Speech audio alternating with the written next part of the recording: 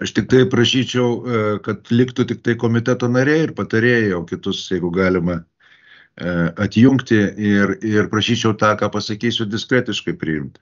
Gerai, tai visas transliacijas, visą kitą, mėlyjei, būkit geri. Taip ir padarom tada. Reikalas toks, kad dar prezidento Donaldo Trumpo pradžioje Lietuva iš Jungtinių Amerikos valstijų susilaukė pasiūlymo už simbolinę kainą įsigyti JAV taip vadinamos second hand sunkiosios karinės technikos, pabrėžiu už simbolinę kainą, kaip galimybę sustiprinti mūsų gynybinės pajėgas. Tuo metu Lietuvoje ministru buvo Karoblis, kariuomenės vadu generolas Žukas. Ta karinė technika būtų ėjusi iš milžiniškų JAV karinių atsargų, iš Nevados, kaip jūs žinote, ten. Yra dislokuota, taip sakant, užšaldyta, bet veikianti didžiausios karinės atsargos.